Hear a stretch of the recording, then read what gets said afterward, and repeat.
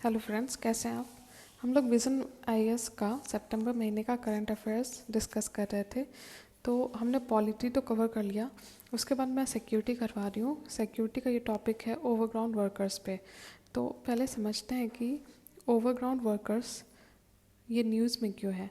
Actually जो overground workers हैं वो वर्कर्स होते हैं जो टेररिस्ट ग्रुप्स को ग्राउंड पे सपोर्ट प्रोवाइड करते हैं। वो चाहे आर्म्स का हो, पैसे का हो, फिनांस फंड या रिक्रूटिंग में मदद हो, या ऑन ग्राउंड ऑपरेशन चलाने में अगर उनको कहीं पे अटैक करना है तो उसमें हेल्प करते हैं। तो ओवरग्राउंड वर्कर्स जो हैं वो कोई भी हो सकता है, ठीक है। वो हार्डकोर मिलिटेंट हो इसकी ज़रूरत नहीं है। वो एज सिंपल एज कोई टी वेंडर है जो कि इंफॉर्मेशन दे रहा है, ठीक है, किसी टेररिस्ट ग्रुप को या टेररिस्ट को, तो वो भी ओवरग्राउंड वर्कर्स होते हैं। तो इनको आइडेंटिफाई करना बहुत मुश्किल हो सकता है। ओवरग्राउंड वर्कर कोई भी एक इंसान है जो किसी भी तरह का सपोर्ट दे रहा है किसी मिलिटेंट ग्रुप को या किसी इंसान को। तो वो चाहे किस किस तरह का मदद दे सकता है। तो वो सेफ हाउस हो या पैसेज हो या इंफॉर्मेशन हो या एक मैसेंजर की ही तरह अगर वो काम करे। तो इनको कहा जाता है कि ये एक तरह के ऐसे मिलिटेंट्स हैं जिनको जो कि मिलिटेंसी तो कर रहे हैं, ठीक है, टेररिज्म के पार्ट तो हैं लेकिन विदाउट आर्म्स। इनके पास आर्म्स नहीं मिलेगा आपको। इनका रिक्रूट होता है बहुत सिस्टमेटिकली, इनका माइंड वॉश किया जाता है। और जो कहा गया है ना कि आज के यूथ बहुत ज़्यादा रेडिकलाइज हो रहे हैं, उसका भी एक इम्पैक्ट होता है कि ओवरग्राउंड वर्कर्स बनकर वो सपोर्ट करते हैं। तो बहुत सारे रीज़न के कारण आज जो चैलेंजेस आ रहा है उसमें से एक चैलेंज ये भी है इंडिया के लिए कि यूथ का रेडिकलाइजेशन कैसे रोका जाए आज के सोशल मीडिया और आईटी रिवॉल्यूशन के एज में, ठीक है।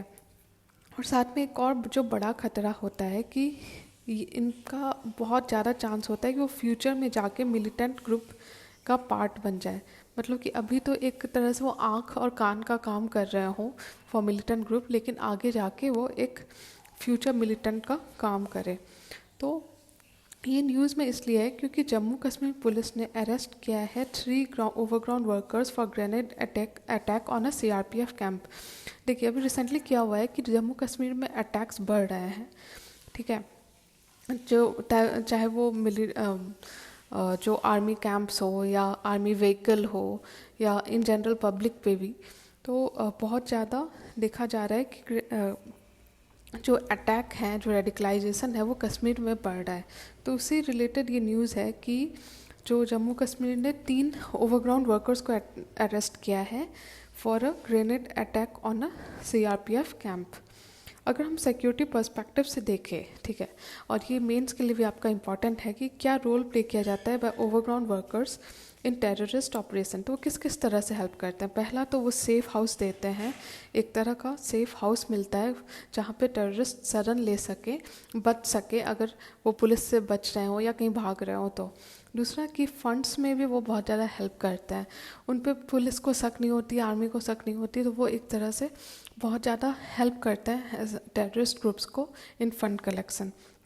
तीसरा कि एक फॉल्स नैरेटिव, मतलब कि कोई र्यूमर है या कोई छोटी सी बात है उसको और ऐड ऑन करके उसमें मसाला डाल के वो और ज़्यादा फॉल्स नैरेटिव तैयार करने में मदद करते हैं टेररिस्ट ऑर्गेनाइजेशन के, ताकि और ज़्यादा से ज़्यादा यूथ हमारे देश की रेडिकलाइज हो, टेररिज्म की तरफ उनका झुकाव हो।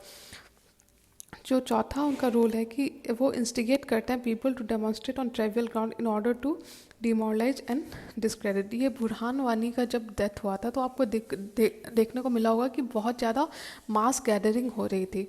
उसी तरह जो ये ओवरग्राउंड वर्कर्स हैं ये बहुत ज़्यादा छोटे इशू पे लोगों को मोबिलाइज करते हैं और ट्रिवियल ग्राउंड्स पे लोगों को इकट्ठा करके उनको डिमोरलाइज या उनका माइंड वॉश करने की कोशिश करते हैं। छठा पॉइंट है कि वो लोकल यूथ को रिक्रूट करते हैं फॉर ज्वाइनिंग टेररिस्ट रैंक्स। अब जो लोकल यूथ है अगर उनके अंदर कोई गुस्सा है या अनएम्प्लॉयमेंट से वो परेशान है, गरीबी से परेशान है, तो वो ऐसे जो लोग होते हैं जो ओवरग्राउंड वर्कर्स होते हैं वो इन यूथ का माइंड वॉश करके इनको टेररिज्म की तरफ झुकाते हैं, ठीक है।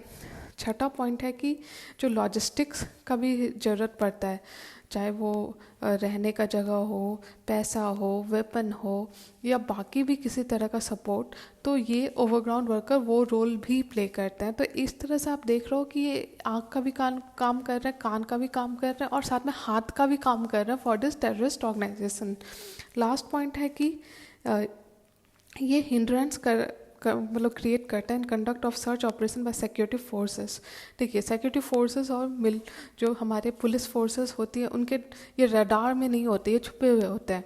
तो क्या होता है कि अगर किसी भी तरह का सर्च ऑपरेशन या कुछ सर्वे कर रही है फोर्स अपने इन्फॉर्मेशन के लिए फॉर सिक्योरिटी या इंटेलिजेंस के लिए, तो ये उसमें बैरिकेड करते हैं, उसको हिंडर करते हैं। तो इस तरह से हमने समझा कि पहले तो क्या होते हैं ओवरग्राउंड वर्कर्स, दूसरा क्या रोल उनका होता है। जो नेक्स्ट है कि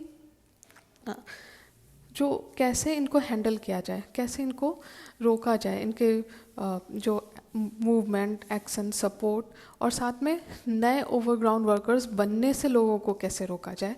तो उसमें है कि पहला जो इशू आता है in handling this overground worker वो है कि extreme steps can increase militancy. देखिए, जैसे जम्मू कश्मीर में है, वहाँ पे ऑलरेडी एक तरह का गुस्सा होता है कई लोगों के बीच में, और अगर किसी ज़्यादा हार्ड लाइन स्टेप्स लिया आर्मी ने तो और ज़्यादा वो गुस्सा बढ़ जाता है।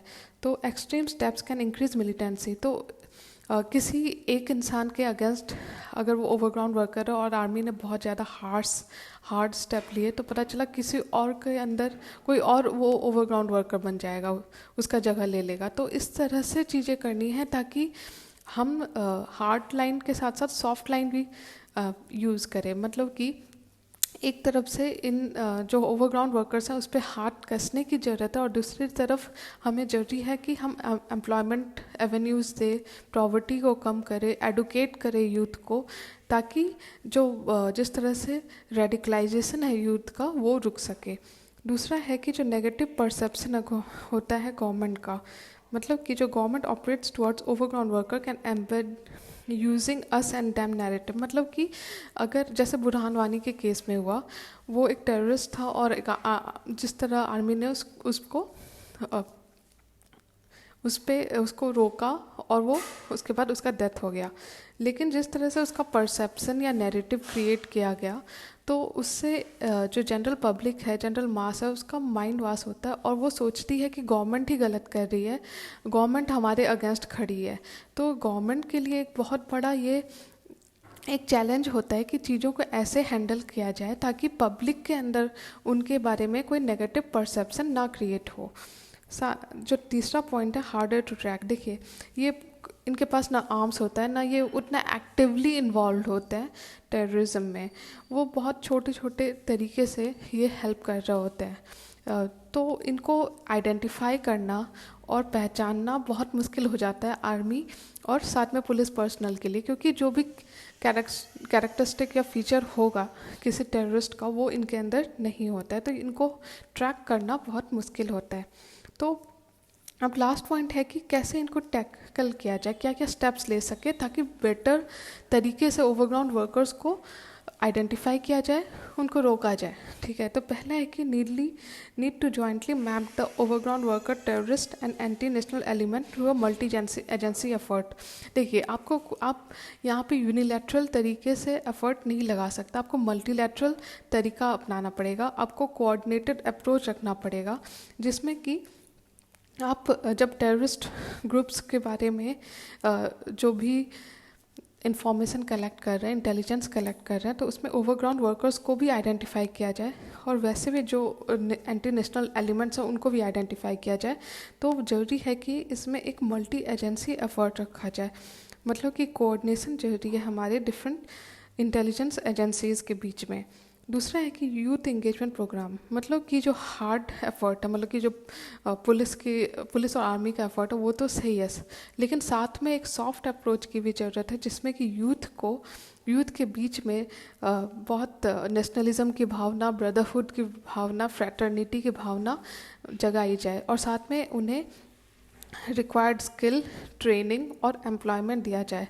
जितनी एडुकेटेड और एम्प्लॉयड हमारी यूथ होगी उतना ही कम हमारा ये ओवरग्राउंड वर्कर का सर दर्द होगा। ठीक है, तीसरा पॉइंट है evolve a long term deradicalisation and counter radicalisation policy for Kashmir. इस मामले में हमें कश्मीर या नॉर्थ ईस्ट जैसे जो स्टेट्स हैं वहाँ जहाँ पे ज़्यादा है इंसर्जेंसी या टेररिस्ट, वहाँ पे ज़्यादा गवर्नमेंट को एफर्ट लगाने की ज़रूरत है। साथ में कश्मीर में डी रेडिकलाइजेशन या काउंटर डी रेडिकलाइजेशन, मतलब कि आजकल जो सोशल मीडिया का युग है, तो देखा गया है कि सोशल मीडिया के थ्रू, आईटी के थ्रू जो टेररिस्ट ऑर्गेनाइजेशन है वो अटेम्प्ट करती है रिक्रूट या रेडिकलाइज करने का यूथ को। तो गवर्नमेंट को उसके अगेंस्ट स्टेप लेना पड़ेगा, चाहे वो जो भी स्टेक होल्डर्स हैं उस रीजन के, जो भी स्टेक होल्डर है, चाहे वो कोई प्रोफेसर हो जो कि जिसकी लोगों के बीच में बहुत ज़्यादा मान्यता हो, या कोई रिलीजियस लीडर हो, तो इन जैसे लोगों को भी, जो जिनका स्टेक होल्डर्स है, जिनको आप स्टेक होल्डर्स कह सकते हो, उनको भी इन्वॉल्व करना चाहिए।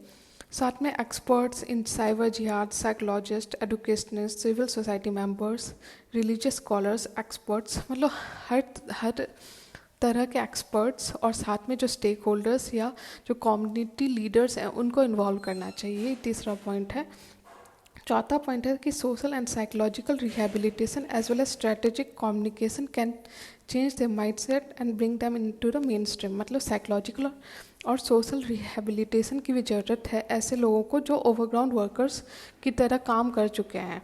ठीक है, तो हमें बहुत हार्ड लाइन साथ में सॉफ्ट लाइन की भी ज़रूरत है। पांचवा पॉइंट है कि launching intelligence based sting operation, मतलब कि जिस तरह से आईटी रिवॉल्यूशन है, तो इस सेक्टर में भी हमें आईटी और जो भी अलग अलग टेक्नोलॉजी है, चाहे वो ड्रोन्स हो या इंटरसेप्शन के अलग अलग आईटी टेक्नोलॉजीज़ हैं, उनको यूज़ करना चाहिए। तो इंटेलिजेंस बेस्ड स्टिंग ऑपरेशन पांचवा पॉइंट है। छठा है कि इन्वेस्ट करना in artificial intelligence and other technologies to discourage extent on content on social media. देखिए, सोशल मीडिया जो है वो बहुत बड़ा रीज़न बन गया है, तरीका बन गया है टू रिक्रूट एंड रेडिकलाइज। तो इसलिए ज़रूरी है कि हम इसका काउंटर कर सके, गवर्नमेंट काउंटर कर सके आर्टिफिशियल इंटेलिजेंस को। ठीक है, और इसलिए ज़रूरी है कि सोशल मीडिया पे एक वॉच रखना। तो इस तरह से हमने समझा कि ओवरग्राउंड वर्कर्स का ओवरऑल चैलेंजेस क्या है, उनका मतलब क्या है, वो क्या किस किस तरह से हेल्प करते हैं टेररिस्ट ऑर्गेनाइजेशन को। आई होप आपको वीडियो अच्छा लग रहा हो। प्लीज़ मेरे चैनल को लाइक कीजिए, सब्सक्राइब कीजिए, एंड मैं इस तरह से वीडियोस आपको लेके आऊँगी। साथ में अगर आपको इस पीपीटी का पीडीएफ है चाहिए, तो मैं टेलीग्राम लिंक आपका शेयर कर दूंगी डिस्क्रिप्शन बॉक्स में, आप वहाँ से डाउनलोड कर सकते हो। तो उस टेलीग्राम लिंक को आप ज्वाइन कर लो, और जो भी नए पीपीटीज़ और पीडीएफ्स मैं अपलोड करूँगी अपने साइट पे, अपने चैनल पे, वो भी वहाँ प्रोवाइड कर दूँगी। तो डिस्क्रिप्शन बॉक्स से आप मेरा टेलीग्राम लिंक ले सकते हैं। Thank you.